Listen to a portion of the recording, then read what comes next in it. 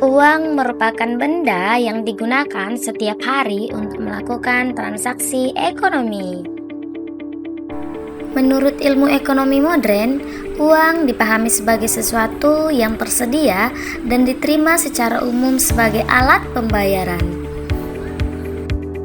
Untuk melakukan kegiatan jual beli barang jasa atau benda berharga yang dipergunakan untuk membayar hutang. Uang dipergunakan oleh masyarakat untuk mengukur nilai, alat tukar, dan pembayaran barang dan jasa. Di Indonesia, pihak yang bertanggung jawab untuk mencetak uang adalah Bank Sentral, yaitu Bank Indonesia. Sekarang kita cari tahu apa saja tentang fungsi asli dan fungsi turunan dari uang yuk.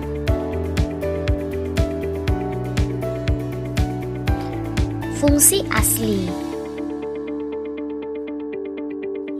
Alat tukar atau yang disebut dengan medium of exchange. Dengan adanya uang, orang akan melakukan pertukaran dengan lebih mudah tanpa harus menukarkannya dengan barang yang sepadan. Konsep barter yang dikenal sebelum uang yang kadang sulit disepakati bisa lebih mudah setelah ada uang sebagai alat tukar yang disepakati bersama. Satuan hitung atau yang disebut dengan unit of account. Uang bisa dipergunakan sebagai penunjuk nilai dari barang atau jasa yang diperjualbelikan. Besarnya kekayaan dan menghitung besar kecilnya pinjaman, uang digunakan sebagai satuan hitung yang mempermudah transaksi atau pertukaran. Alat penyimpanan uang atau yang disebut dengan valued. Uang bisa dipergunakan untuk mengalihkan daya beli di masa kini atau mendatang. Uang bisa disimpan di masa kini untuk digunakan di masa mendatang. Ketika seseorang penjual kini bisa menerima sejumlah uang, bisa digunakan sebagai pembayaran barang dan jasa. Fungsi turunan.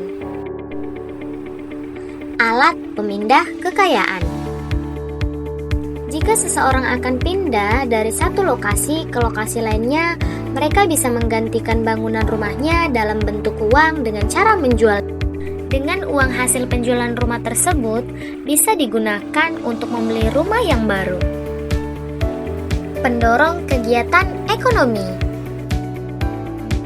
Nilai uang yang stabil bisa mendorong seseorang untuk melakukan investasi atau perencanaan keuangan masa depan. Alat pembayaran yang sah. Kebutuhan manusia akan barang dan jasa seiring waktu makin bertambah dan beragam. Hal ini tidak bisa lagi dipenuhi dengan sistem tukar-menukar barang atau yang disebut dengan barter. Untuk itulah digunakan uang sebagai alat pembayaran yang sah dan diterima juga diakui semua orang. Alat pembayaran utang.